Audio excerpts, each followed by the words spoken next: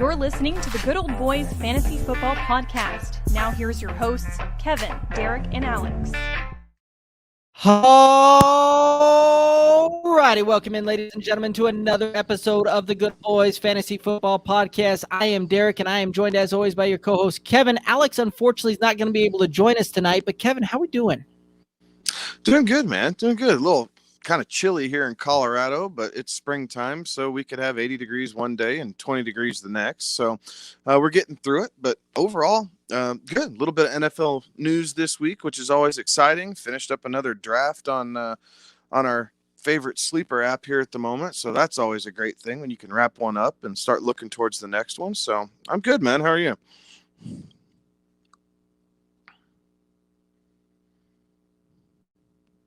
Yeah, that's one. We got it out the way early.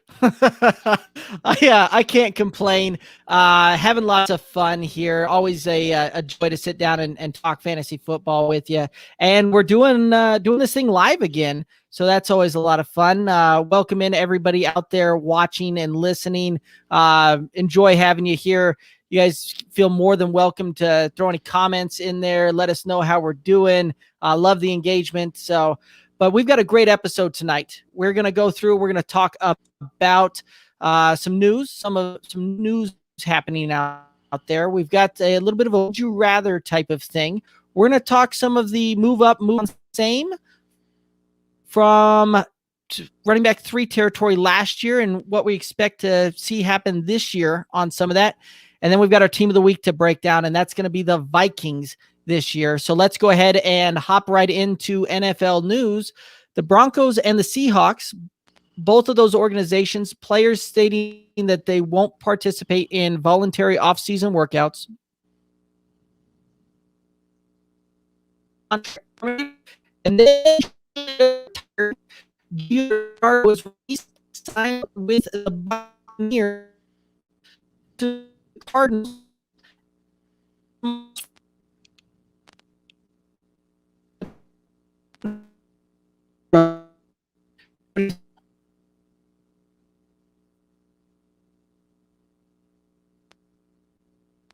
Y'all, I think we lost Derek here for a second, so I'm going to take over the news and notes. I'm going to give Derek a chance to try and fix his internet connection here just real quick. The wind's blowing, so I'm sure it's playing havoc on some of his internet, but we're going to touch it off here. Broncos and Seahawks, players decided they won't participate in voluntary offseason workouts. The Broncos specifically cited COVID reasons. They don't feel like Broncos headquarters is set up well enough to protect against it, since people within the facility have contracted COVID as of recently. Julian Edelman had his contract terminated by the New England Patriots, and then Edelman turned around and announced his retirement. Giovanni Bernard, a longtime Cincinnati Bengal, has signed with the Tampa Bay Buccaneers. James Conner has kind of gone from coast to coast, has gone from Pittsburgh over to the Arizona Cardinals, which is a very interesting one in my opinion, to help fill the gap of what Kenyon Drake is leaving in that backfield. And then Thaddeus Moss, Randy Moss's son, who was the standout wide receiver / tight end at the University of Louisiana State, was released by the Washington football team and then turned around and claimed by the Bengals. So he's getting reunited with Joe Burrow. I guess, Derek, as we're kind of hitting through these, what stood out to you? What are you liking? What are you not liking about that? Yeah, there's lots of things to like, and it seemed like the Julian Edelman contract deal. Appreciate you running through that. I think we've got the internet sorted out here, so that's good. But the Julian Edelman thing, it seemed like it was a move in which it actually benefited him by them terminating his contract first instead of just cutting him or having him retire. So with them marking the failed physical thing, I do believe that actually sets him up for some benefits that he would otherwise not be entitled to had he just retired. So, a little bit of a player look out there. Gio Bernard to the Bucks is an interesting one because you look at, last couple of weeks leading up to this news. Gio Gio's with the Bengals, did some good work there in the absence of Joe Mixon, but you had Bruce Arians coming out saying some very positive things about Keyshawn Vaughn potentially having a breakout type of season. And quite frankly, I don't know how those two coexist in the same backfield with either of them having fantasy relevance in their in the same role. So James Conner to the Cardinals. I like this move. We've been over it before where I don't know that Chase Edmonds has the ability to be the guy and carry a primary workload designation in the NFL, but him going to the Cardinals there, it allows for them to kind of go back and forth, and you'll see probably a little bit of a time split. I don't know that I really want either one of those backs for fantasy. And then liking the fact that Thaddeus Moss reuniting with Joe Burrow, and I think that does some big things there.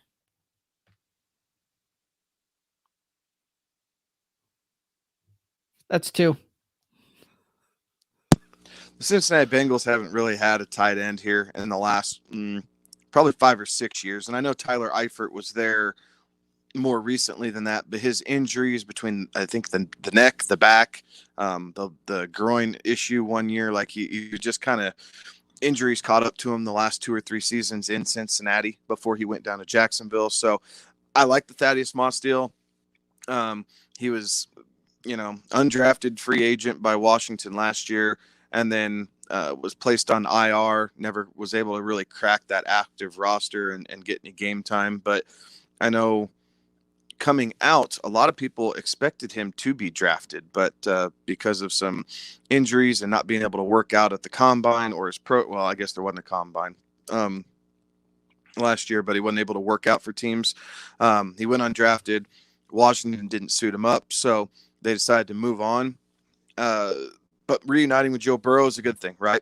The more chemistry and the more comfortable you can make your star quarterback, the more chances for success there are. So I like this. I like the fact that he'll be able to get in there and probably compete for at least an active role on the roster. I'm not going to say a starting position just yet, but an active role on the roster. Like Drew Simple showed flashes at times, but he's not, an upper echelon tight end in the NFL. So I don't think the competition there is as steep as with other teams. So good for Thaddeus Moss.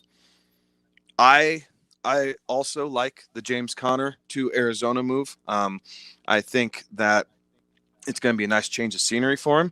I think that there is a open pathway to usage and some sort of market share in that backfield. So I do like that. I think James Conner and Chase Edmonds are sitting probably right there at that running back 3 level by the time the season's ending. James Conner, it's hard to expect him to play more than 12 or 13 games a season right now until he shows us otherwise. And Chase Edmonds, as I've said before, he's not a workhorse back. He's not built for it. He doesn't have the skill set for it. And he's not special. Like he has a very nice skill set for what he does, but he is not a elite standout, RB1. Like he is not someone that any other team would go, yeah, we want a guy like him. Everybody has a guy kind of like Chase Edmonds. So I'm not blown away, although I do think he gets used more this year. Yeah. Yeah. Be interesting to see how all that comes to play. And I think we'll put some more news and notes and a lot draws ever to the interested to see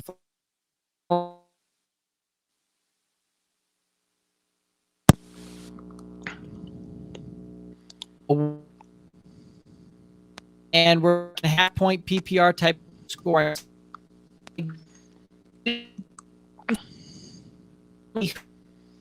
All right.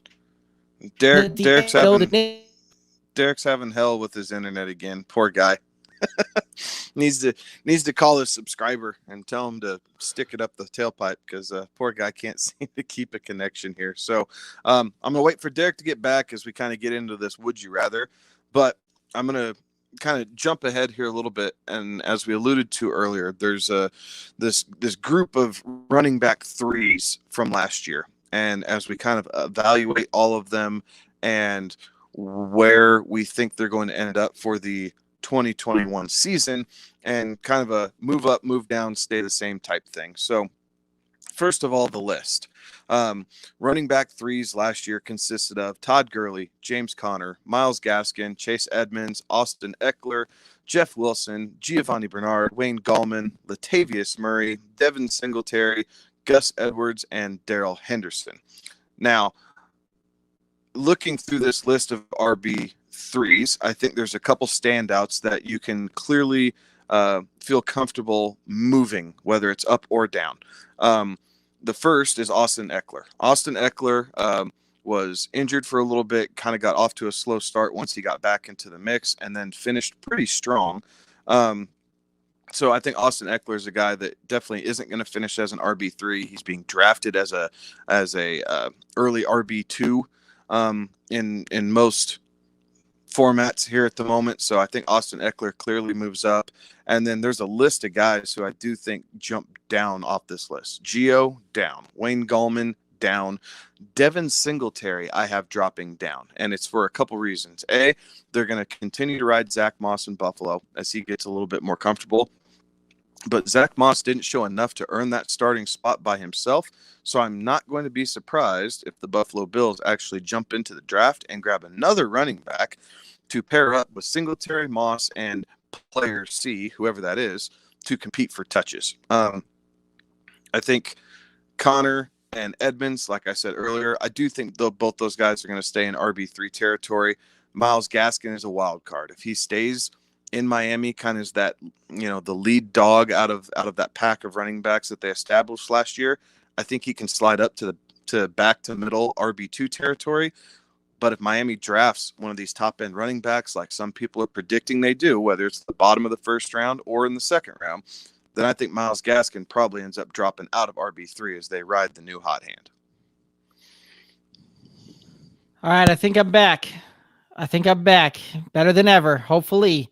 See if we can't figure this thing out here. But no, I would agree with you, and we'll go ahead and move right into that. Thank you for jumping into that one. So kind of the move up, move down, stay the same.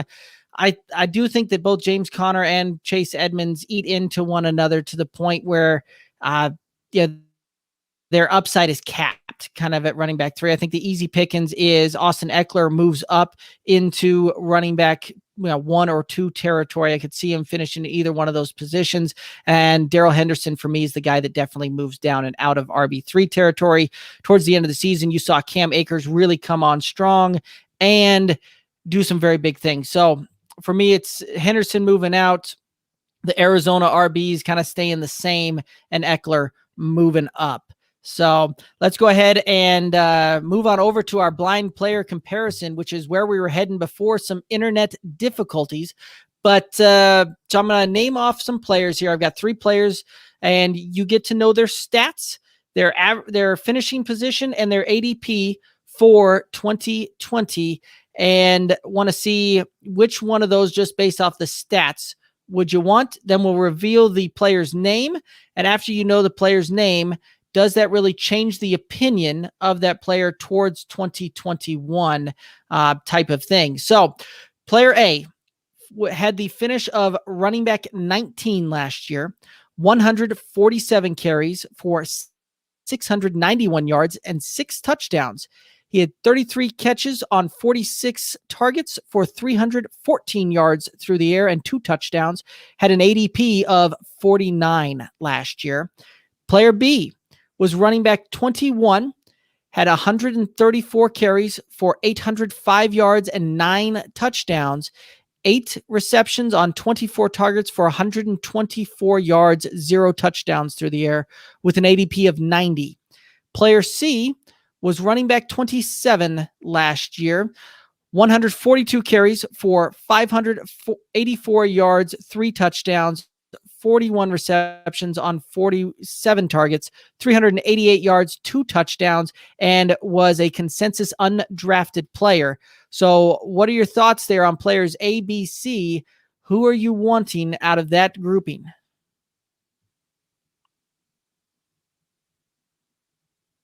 Paused.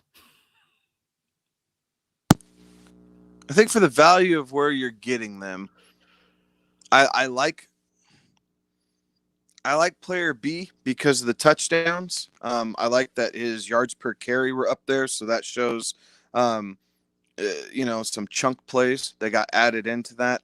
The one downside is I don't like the fact that they weren't used as much in the passing game, although the 9 touchdowns make up for some of that.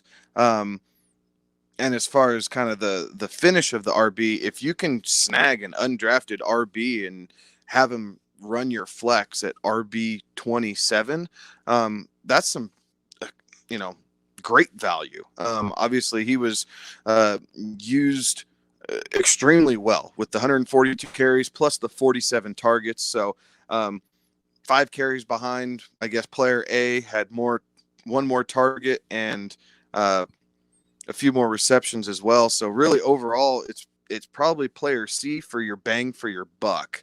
But I'm interested to see who these guys are. Okay. So the reveal, player A was David Johnson, running back out of Houston. Player B was J.K. Dobbins, running back out of Baltimore.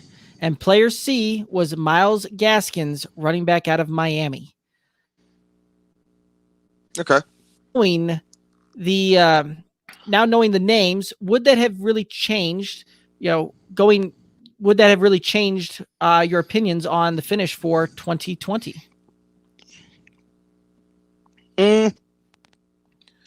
Yeah, I think everybody kind of had a little bit higher aspirations as far as maybe where the finish was for J.K. Dobbins. Finishing at RB 21 isn't terrible. You probably drafted him as your second or third RB, so he fell right into there. But I think his stats looked really great because he racked up all those touchdowns at the end of the season, right? He had 6 consecutive games with a touchdown to finish the season as he kind of niched out his role. But the first half of the season, a lot of people were giving up on this guy. Like he wasn't quite getting it done. Baltimore was kind of stuttering on offense and not really as fluid as they were in 2019. But I think Dobbins is a guy that, having all players on the board, he would be the guy that I would select first.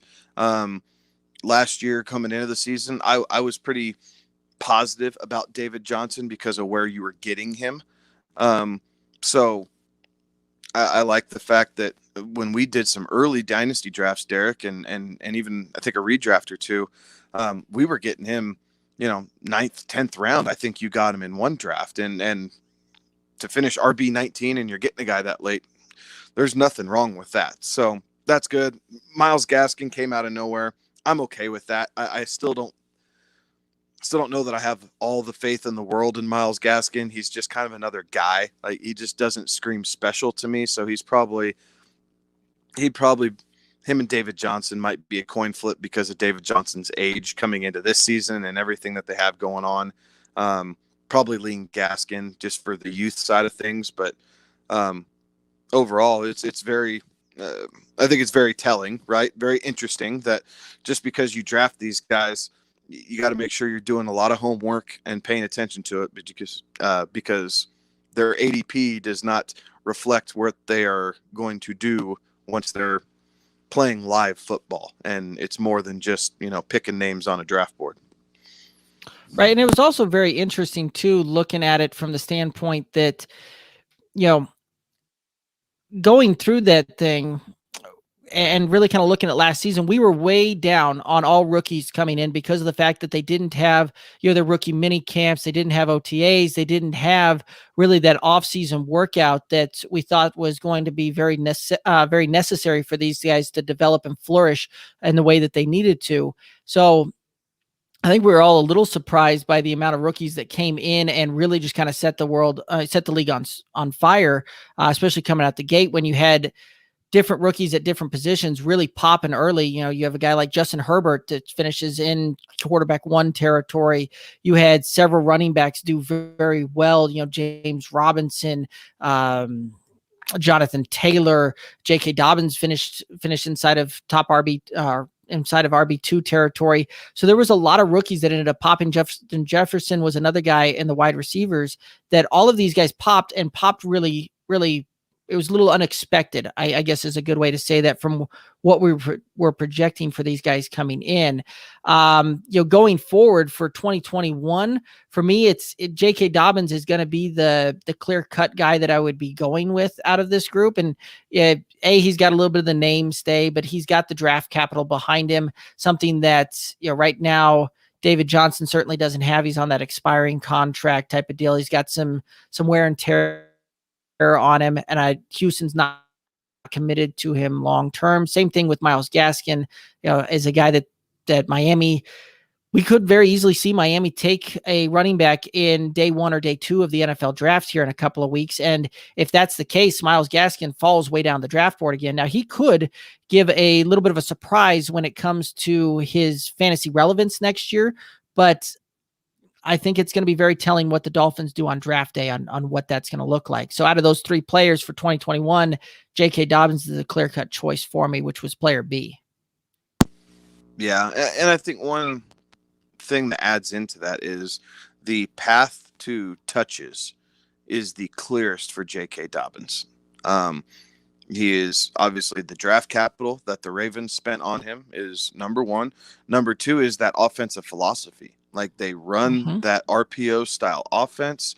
So now that Mark Ingram has gone to Houston and now fighting David Johnson for carries, that opens the door for J.K. Dobbins, who it wouldn't surprise me to see him move up that draft board. And if he's still able to get all this usage inside the red zone like he did last year, we could see him sneak inside RB1 type territory. I don't think he's a top 5 back. I think Lamar Jackson caps him a little bit, right? Because Lamar runs so well. So I do think that Dobbins is probably capped out somewhere, at most at probably RB10, maybe RB9, but it's going to be a touchdown dependent on how far up he can climb up that list. But I do think that you're still able to get Dobbins in depending on the style of draft. Most drafts you're going to be able to pick him up in the 3rd for a redraft. So he can be your, 2nd or 3rd running back, and to have high-end RB2 upside, that's exactly where you want it. It helps a stable of running backs. So he's definitely a guy that I have flagged. He's a guy on my, wish list if he falls, depending on how the draft falls and where I'm drafting. Yeah, no, I think that's some pretty sage advice. And I think that, like we say every year with the draft, you'll see a lot of other folks sit there and say that they're just playing out on a guy, where that's not necessarily the right way to look at it, because everybody's going to have value depending upon where you're able to take them in a draft, in a draft, whether that's dynasty, whether that's redraft. If you can find the right value for those guys, that's where you're going to, win championships on, is being able to assemble a roster that way. And I like where you're talking, because I do think that J.K. Dobbins is a guy you're going to pick up maybe third, maybe 4th, depending upon who you're drafting with and the way people see, what that timeshare is going to look like between him and Gus Edwards. So absolutely, if you can get him as a 2nd or 3rd running back on your roster, I think that's a great move and something that will be very beneficial for you long-term fantasy for next year. So cool. Well, I think that's going to take us on over into the Vikings, and the Vikings have some very interesting, fantasy relevant pieces when you're talking it. So, for everybody tuning in live, when we go through these, teams of the week, as we call them, we go through and where we see these guys, what kind of positional grouping that they'll be in, where maybe the projections that we see for them, the draft stock. We're going to focus primarily on a lot of redraft, but Kevin and I think that there's some good options out there for either best ball or dynasty. We'll make sure to mention that there as well. So let's go ahead and start where we always do, and that is over in the running back room, and they've got an elite running back there. Dalvin Cook is running back 1 over there on Minnesota. He finished last year at RB3 on the season, 312 rush attempts, 1,557 yards, 16 rushing touchdowns, 44 receptions on 54 targets for 361 and 1 through the air What are your thoughts on Dalvin Cook?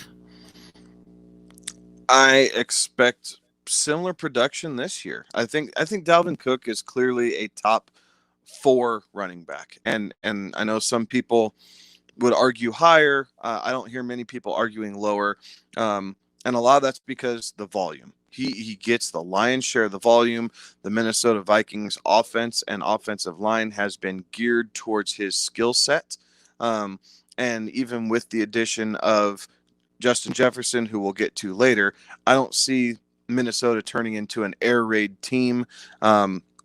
They want to control the ball. They want to play from ahead and squeeze the clock a little bit. Last year, they had some defensive injuries and a couple holes that they realized that they had. So I feel like they're working on addressing those to try and put themselves in better shape. But Dalvin's right there. Like if Christian McCaffrey is everybody's RB1, right? And then you kind of have this group of 2, 3, 4, 5, very much like last year. And whether you still believe in Saquon or not, he could be in there. Whether you still believe in Zeke or not, he could be in there. And then you have a lot of Jonathan Taylor folks. The Jonathan Taylor truthers will tell you he's a top 5 back in Indy, which is very hard to argue. You can see a clear path to that. And then the Alvin Kamara folks who are still holding out hope for him. I'm a little skittish on Kamara just because Drew Brees isn't the quarterback there anymore, but I digress. We'll get to that later on. So overall, the biggest advice I can give when drafting Dalvin Cook is make sure you're a little deeper at running back if you're drafting Dalvin Cook, because he is a guy who has spent more time on the sideline than these other top 5 running backs. So if you're drafting him, that's perfectly fine. But when you're going through your first 6 or 7 rounds, you probably want to make sure you have either 3 really good running backs or 2 really good running backs and 2 really solid, RB2, RB3 types behind him to be able to play out. Because chances are Cook's only going to give you, 14 or 15 games out of the 17 game schedule that the NFL now plays. Yeah, no, that's pretty spot on to how I see it as well. I do see him. He is an elite level back in the NFL, and there's very few of those guys that are elite level and will get the the lion's share of a workhorse type of situation. So, for me, it's going to be CMC up there, number 1. And then kind of that's, like we talk about tiers a lot of times, CMC is kind of a tier unto himself right now. And then you've got a lot of those other guys kind of falling in there right behind him. And Dalvin Cook definitely is in that range.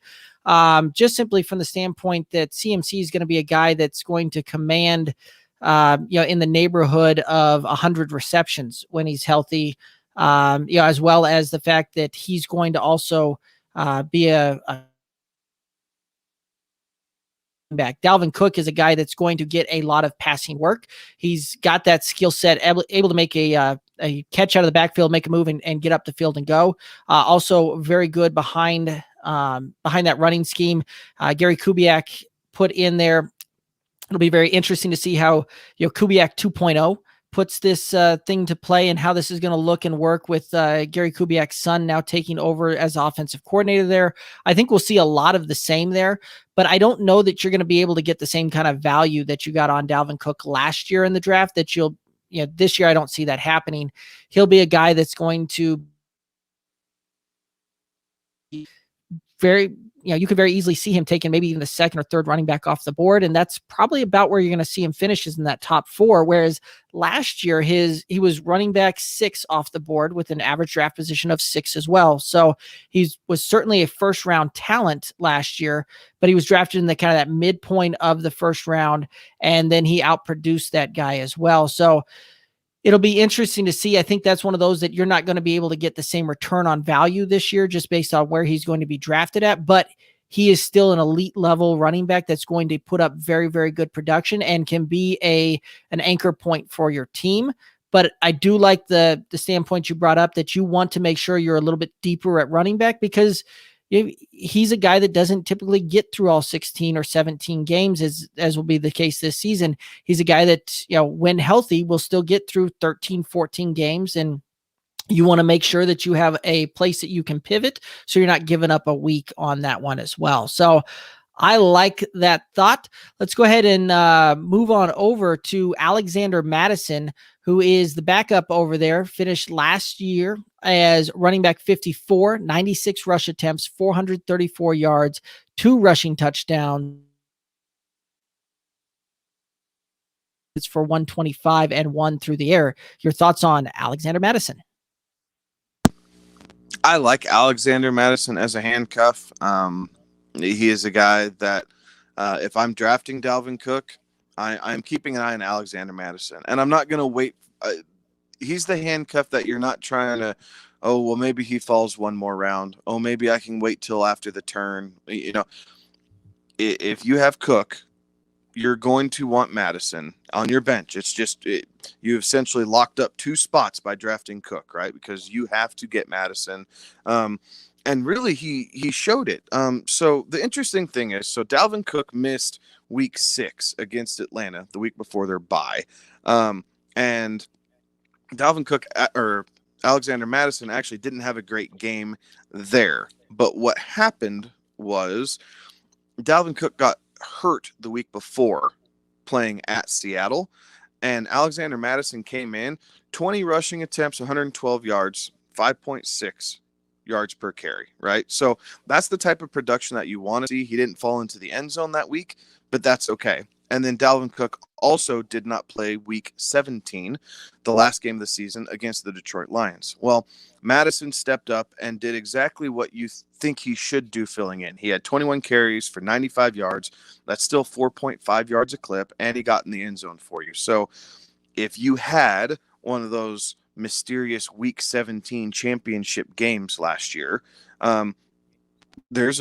if you had Alexander Mattison and played him, you were probably rewarded. It was a very strong performance and a great way for him to end the season.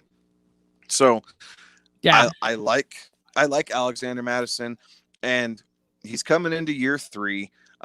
So although it's not a contract year for him, I think you start realizing that he's going to have to put things on tape, because I don't see the Vikings being able to keep both. I do see Mattison being able to garner free agent attention from probably a couple different teams and will leave to get his shot somewhere.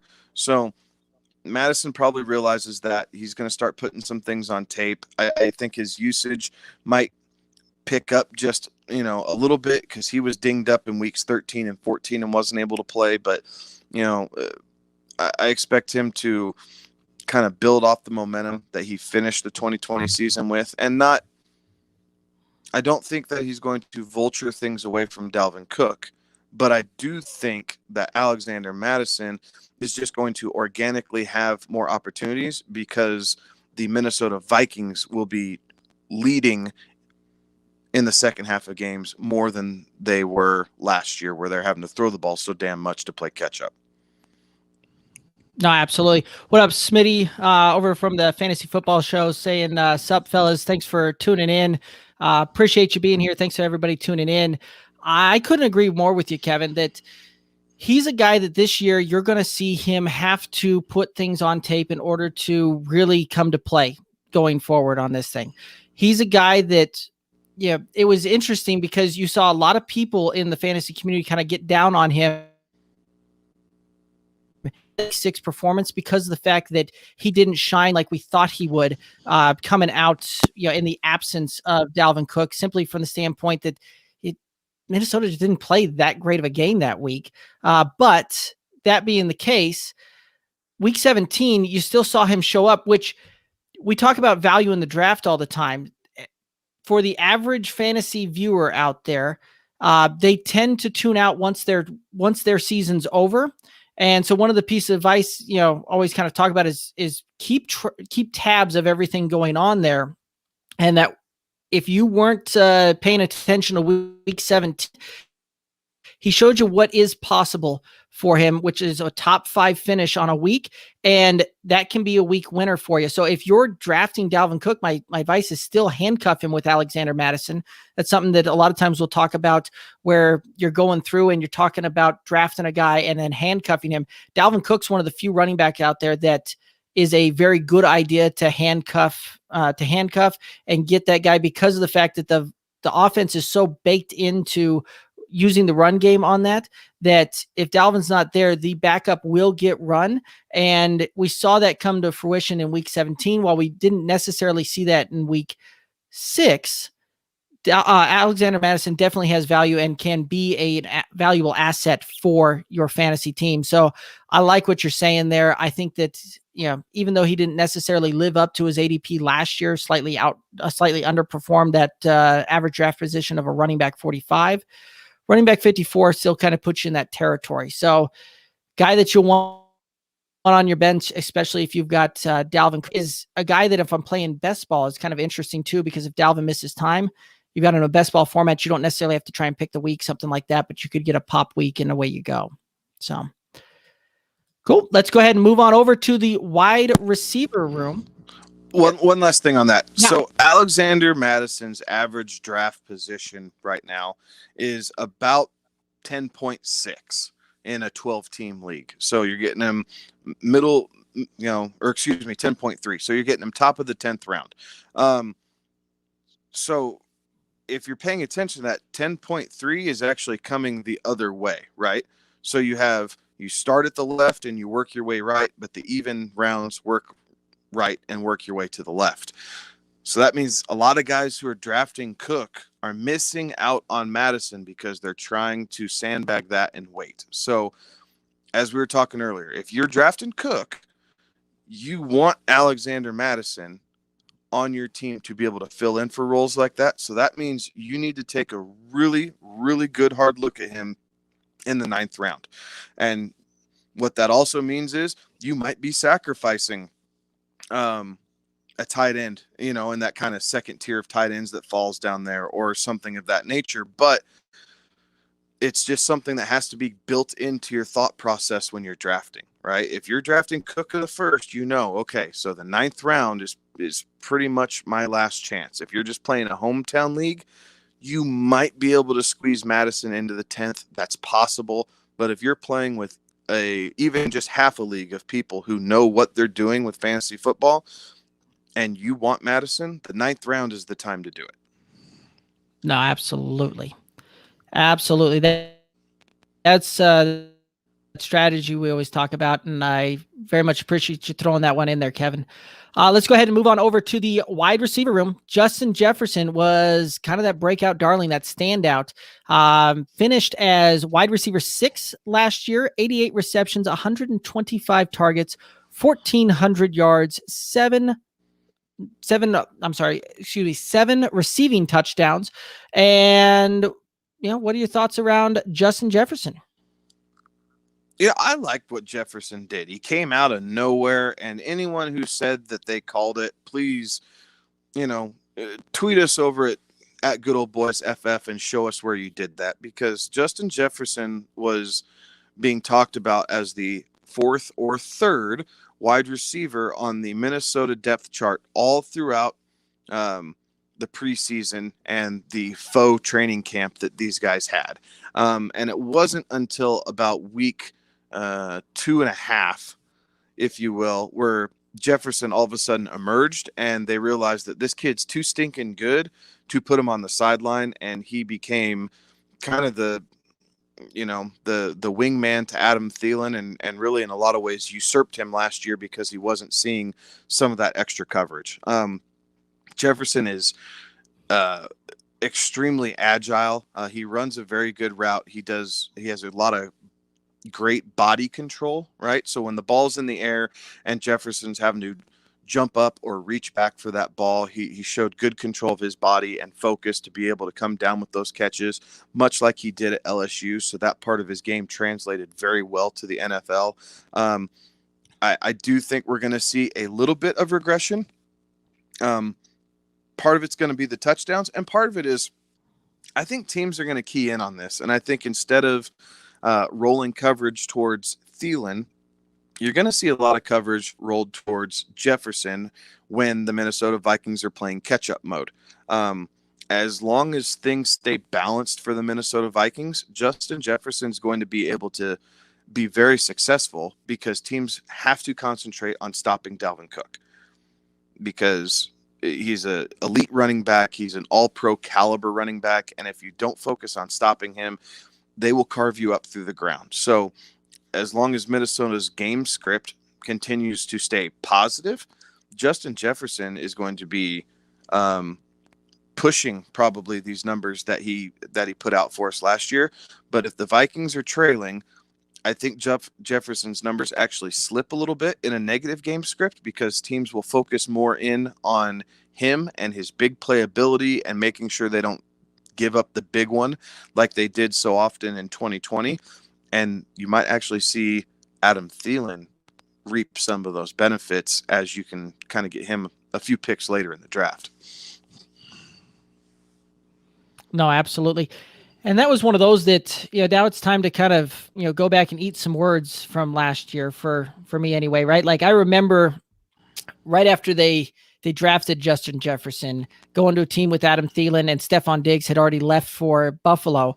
I remember on our show saying something to the extent of, now they've got two slot guys. Who's going to play on the outside? And quite frankly, they proved me wrong on that one because both of those guys, really made hay on the outside. And the fact that you've got both Thielen and Jefferson here are able to, keep the field spread a little, doesn't allow them to necessarily load the box up against Dalvin Cook. And at the same time, they're not able to necessarily key in on those wide receivers because of the fact you got Dalvin Cook.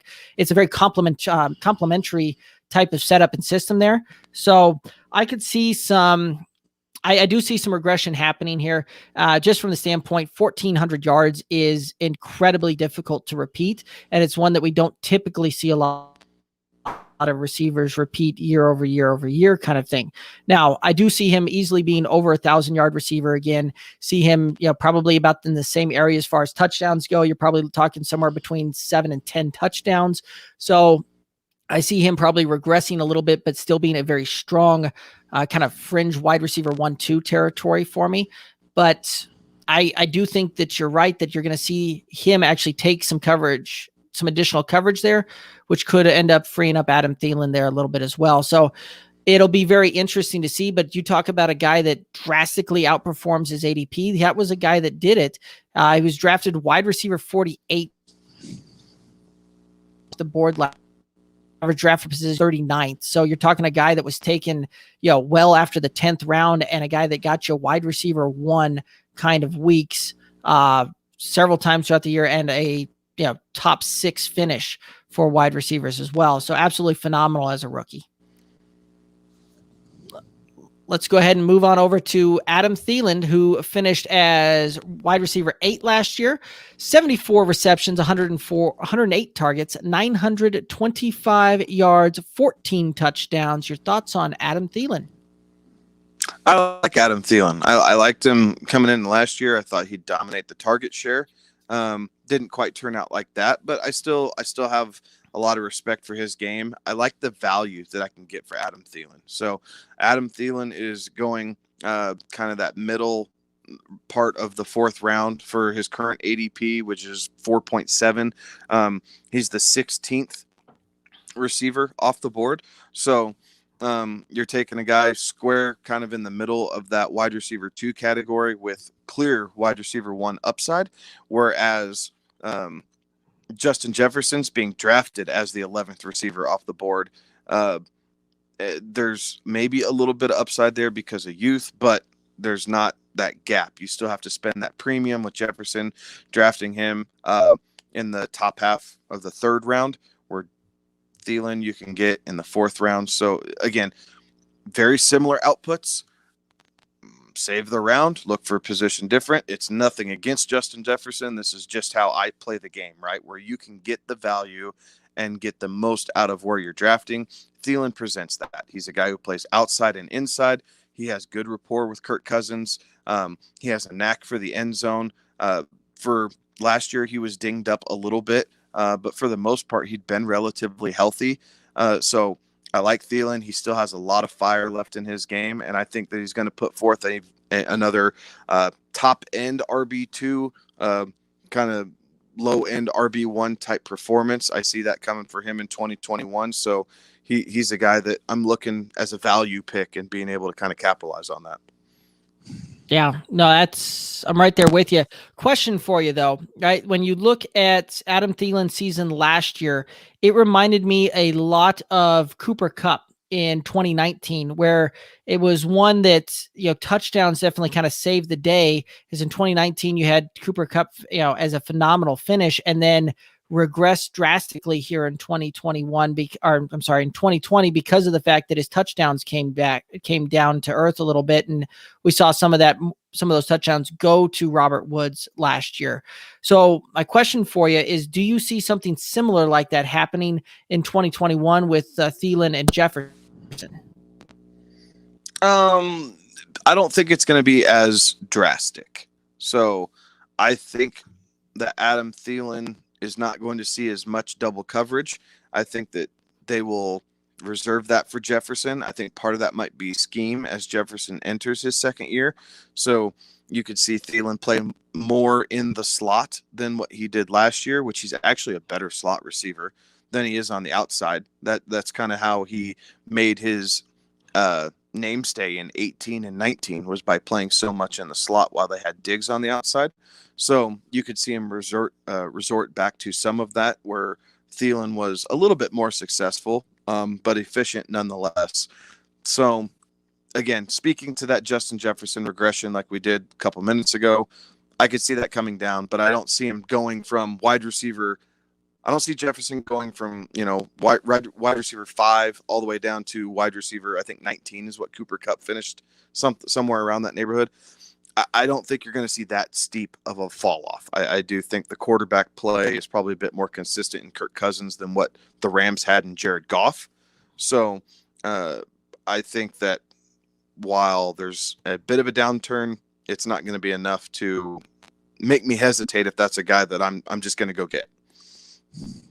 Fair enough. And I'm kind of right there with you on that one. I think he's a guy that will outperform ADP again, and he will provide significant value for your fantasy football team.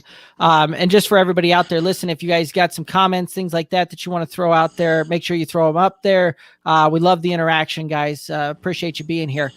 But for me with Thielen, I see him regressing as far as touchdowns go, but I see his yardage bouncing back up because of what you just said there, as far as, Jefferson's going to draw more coverage out of opposing defenses.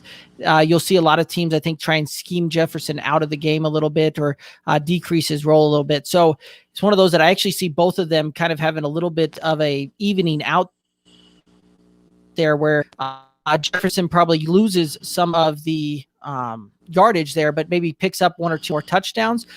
Whereas you'll see Thielen lose some of those touchdowns, but pick up some yardage there as well. So I think you'll end up seeing them balance each other out. And I think that, you're talking value in the 4th round. A guy like Adam Thielen in the 4th round is a very, very good value, and is a guy that you could put on your team depending upon how your first 3 rounds went as a wide receiver 2. It's not even a bad way to start off if that's got to be the first wide receiver on your team.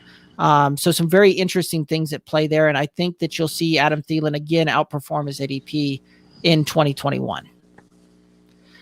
Let's go ahead and move on over to the tight ends, and some interesting things going on with the tight ends. You got Irv Smith Jr. there, sans a Kyle Rudolph. So it was one of those that I remember last year when we covered the Vikings and we were looking at this thing, it was tough to really get behind either Kyle Rudolph or Irv Smith Jr., just from the standpoint that both of those tight ends were going to definitely kind of eat into one another. And yes, Manny, I would say that you see Adam Thielen's yards tick up a bit this year. I see him being well over 1,000-yard receiver this year. Any thoughts on the yardage for Thielen there, Kevin? No, I do think it comes up as he plays a little bit more in the slot, as like we've discussed, with feeling like coverage is going to roll towards Jefferson. Thielen's going to see a bit more of that. I wouldn't be surprised to see him with 1,100-ish yards receiving, maybe just a tick over, and being able to see him capitalize on some of the more off coverage, I guess is the term I'm looking for. He'll see more off coverage than Jefferson will for this season. Absolutely. So with Irv Smith Jr., right? Like we were talking last year about the fact of who was going to be the guy in Minnesota for the tight end room. And it was one that we were kind of all out on either option there, just from the standpoint that both were going to cannibalize so much, each other so much. And that was the case to the point where you didn't really see either one of those guys, Kyle Rudolph or Irv Smith, really kind of break out there or really get the lion's share of the workload. But Kyle Rudolph is gone this year, and Irv Smith finished last year as the 22nd 22nd tight end, 30 receptions, 43 targets, 365 yards, and 5 touchdowns. Your thoughts on Irv Smith Jr.? So while Irv Smith's 2020 numbers don't scream tight end must go see, his last 4 games of the season where he kind of stepped up and really made his season for him. So the last 4 games of the season, 4 for 4 for 63, 4 for 3 for 37, 9 for 6 for 53 and 2 touchdowns, and then 3 for 2 for 30. In that 4 for 4 game, he had a touchdown as well. So while Kirk Cousins has kind of gotten away from the tight end game, right? We thought we'd see a bit more of that coming from back in his days of Washington, playing with Jordan Reed, and then coming over his first season with Kyle Rudolph was fairly successful, but not quite as much as what we wanted to see, and then it's decreased since then. I do see Irv Smith taking a step up into this offense and being able to soak up some of those catches.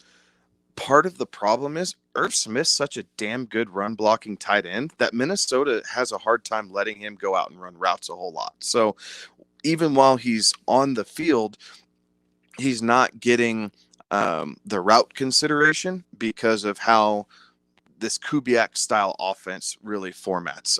A lot of double tight end where Rudolph was getting snuck out and Irv Smith was staying in.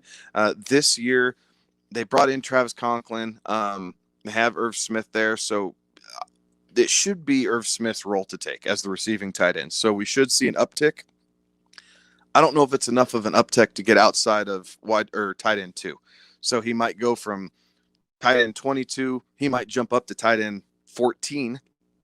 I think that's possible just to see that natural progression in his career coming into year 3. But Irv Smith is still the second tight end on my roster if I'm drafting 2 of them. He's not a guy that I'm searching after. He's a nice value piece kind of late in drafts because he's young. He's on a team that isn't afraid to throw the ball around when they have to, even though it's a run style offense. But he's not a guy that I'm penciling in and saying, yeah, this is the guy I have to have late in drafts. I'd be looking some other options for a little bit more consistency out of that, at least for a starting tight end. And then if Irv Smith falls to you super late and you need him for a second, he's a great piece to add. Yeah, absolutely. And you hit the nail on the head. He's a very good run blocking tight end. And that's something that, I think has been a little bit to his detriment sometimes when it comes to the passing game because of the fact that he doesn't necessarily get out there. It'll be interesting though, to see if, how Minnesota is going to use him with the fact that they don't have, Kyle Rudolph in that backfield or in that tight end room as well. Just from the standpoint, last year you saw Irv Smith consistently have about 60% of the snaps when it came to it. He had some games that, he was up there at 80, almost 90% of the snaps, and other games where he was 35% of the snaps.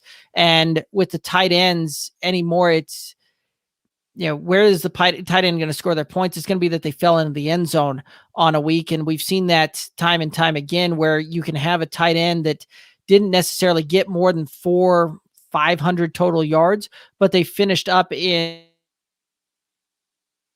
territory simply because they fell into the end zone, 8-9 times on the season. And so one of those that I think that's where some of the upside may be with Irv Smith, is the fact that without Kyle Rudolph being there to be that red zone target again, you may see him get up there in that 8, maybe 9 touchdown territory this year, but I don't see him having a much bigger role in the passing game. I don't see him getting more than maybe 500 yards passing. I see your receptions and targets maybe tick up a little bit, but where I think you're going to get an increase in value is if he is catching a couple more touchdowns through the when they get down in that red zone. So I think that's pretty safe. I think somewhere in the neighborhood of 65 targets for Irv Smith Jr. We'll call it 47 catches for probably about 530 yards or something like that, and then touchdowns for tight ends are so stinking hard to predict, but you figure he's going to fall in the end zone 4 or 5 times as a floor just through the course of a 17-week season. So if he can stay healthy and his groin issues are past him that kind of nagged him last year a little bit, then I expect all that to come up. But even with those numbers, that still puts you at tight end 2 territory. Like, he's still not quite made that leap of the top 12 guys to where like myself, I've preached, wait on tight end. If your name's not Travis Kelce or George Kittle, I'm not even looking at you. And even those guys, I have a hard time giving up, a starting running back for a tight end. But that's just my cup of tea. So we'll see how it shakes out. But the opportunity for him is going to be there. It's just a matter of, do you peg Irv Smith as that third-year tight end breakout, or are you seeing him as just another guy in a long list of tight ends that are, boom or bust? Yeah, he might be good this week, but he's going to be kind of terrible the next week just based off of how the game script goes. Yeah, I think that's kind of how I see him, as boom bust tight end, and it's going to be a, did he fall into the end zone? Did he score a touchdown? And that's going to be where his value lies. So he could be a DFS type of play going forward, but Dynasty, maybe some intrigue just because of the fact that he's so young still, and he's got a little bit of that third year, and that's where you kind of look for tight end breakouts, is that third year, but he's not that guy that I'm projecting to be that third year tight end breakout. So I like what you said, kind of that tight end 2 on the team, be that backup bye week type of fill in there. So that's kind of the value that I'm seeing him there as well. Let's go ahead and move on over to the quarterback room. And Kirk Cousins is still the quarterback over there in Minnesota. Finished as QB 11 last year. 349 completions on 516 attempts, 4,265 yards, 35 passing touchdowns, 13 interceptions, an additional 32 rushing attempts for 156 and 1 on the ground. Your thoughts on Kirk Cousins? Kirk Cousins is the guy who is constantly undervalued in fantasy circles.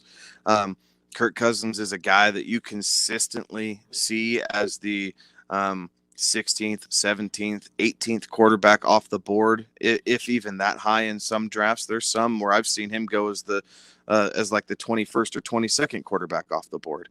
And then he puts up QB1 or borderline QB1 type numbers. So there's a ton of value with Kirk Cousins, right? We talk about value on the draft board and how to make it up. Kirk Cousins is a wonderful super flex quarterback because you can go get your guy early, and then you can wait and draft a couple other pieces that you want around that. And then Kirk Cousins is still going to be there for you. And by the time the season's over with, yes, he will have 1 or 2 really crappy stinker games along the way. But the total bill of goods, you're still sitting there at quarterback 11 like you were in 2020. So he's undervalued. He's not afraid to let it rip. At times, he might be a little bit too cautious built within the offense, but we saw last year that he's not afraid to let it go, whether it's Justin Jefferson streaking down the sideline or Stephon Diggs before him. Adam Thielen shows flashes of it depending on the game script. So he has some good weapons around him in Jefferson, Thielen, and Irv Smith Jr., not to mention Dalvin Cook coming out of the backfield. So it allows them to stay balanced. They don't have to put the entire game on his arm They don't want him throwing 45 to 50 times a game. But if they can consistently have him throw 35 times a game, he's efficient enough that he continues to put up points for fantasy. And in super flex leagues, he is absolutely a guy I'm looking at kind of as a sneaky jab to the rest of the league, right? Like, okay, you guys go do your thing and waste these premium picks on your second quarterback, and I'm going to wait 2 more rounds and I'm going to grab Kirk Cousins, and instead I built up in a skill position set, whether it's receiver or running back, and see who shakes out on the end, because I have 2 QB1s on my roster now, and you took a clear 1 and a clear 2. Yeah, no, absolutely. And you hit the nail on the head there, because he will put up just a couple of games that aren't necessarily up to snuff, up to par, but that's to be expected out of most fantasy players. There's a very few exceptions out there where any positional player doesn't put up a stinker on a week. And Kirk Cousins last year only had 2 finishes outside of top 24 when it came to quarterback, but was actually kind of very consistent in the quarterback 1 territory. 9 weeks of the 18, 9 weeks out of the 16, he was a top 12 quarterback, had 5 finishes in that quarterback 2 territory, and was a guy last year that had an ADP of quarterback 24 off the board. So he was very easily a guy that drastically outperformed it. And you hit the nail on the head when you're talking value, because you don't get much better value than a guy that was taken right around the end of quarterback 2, beginning of quarterback 3 territory, and finishes in quarterback 1 territory. And one of those that he's consistently not mentioned in the same breath as a lot of these other guys that have the ability to finish in quarterback 1 territory. I remember an episode not long ago where we were talking, and I don't remember the quarterback that was on the board, but I said I'd much rather have a Ryan Tannehill or a Kirk Cousins as my second quarterback for a super flex. And I think it was Daniel Jones. Daniel Jones was the quarterback. And I said I would rather have both Kirk Cousins or Ryan Tannehill as my second quarterback, just from the standpoint that I get to take them right around the same ADP as a Daniel Jones, but they traditionally are going to outperform him and do better overall. Now, we'll see how that looks and plays with the Kenny Golladay signing over there. But Kirk Cousins has 2 premier wide receivers that can do very big things. He's got a run game to help establish, line of scrimmage and make defenses honest on both the run and the pass. So I think it's going to be very interesting. I see a lot more of the same of him this year. I don't know that he sneaks all the way up into quarterback 1 territory, but he's a guy that, if I'm going to put it in a range, I see him finishing anywhere from about 11 to 15 quarterback when the 2021 season is done. And he's a guy that, again, I think is going to be drafted behind quarterback 20, somewhere in the quarterback 20 range. So a ton of value there. And is one that if I'm watching the draft board and I see him falling to me, like that's one that I can't wait to kind of plant the flag on and just ride that one to some victories. So, well, Kevin, I do believe that that's going to, wrap up this episode. Any final thoughts for the listeners?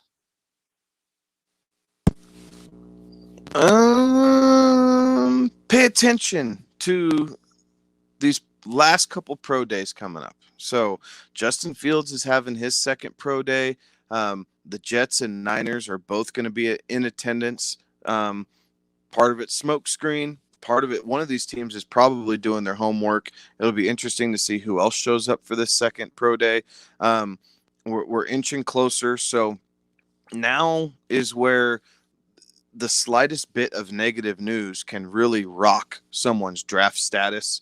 And a guy that you thought for sure was going, in the upper half of the first round can fall all the way to the bottom of the second. If the news is, that damning on them. So pay attention to it. I know there's going to be a lot of different pools and kind of margining up opportunities, if you will, around the draft. And I partake in some of those mock draft boards all the time, and not to mention a few work pools of who's going where to what teams. So I'm looking forward to it, but just keep your ear out because teams will float out a lot of news. Some of it's good, some of it's bad, but legal news that gets them into trouble and paints them into a negative light.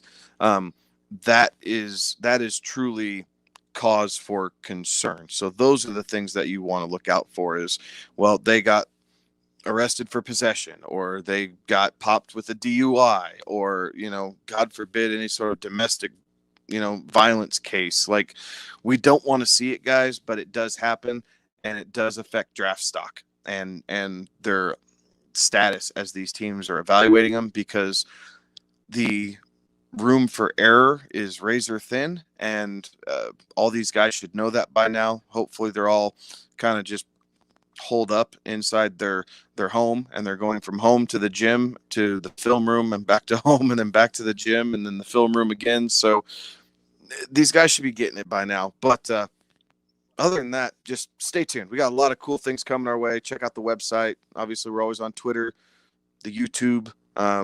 Thank you for tuning in and watching kind of our first solo, if you will, live stream of the Good Old Boys Fantasy Football Podcast. So we appreciate it. And as always, comments, concerns, questions, shoot them our way. We're more than happy to talk shop any chance we get.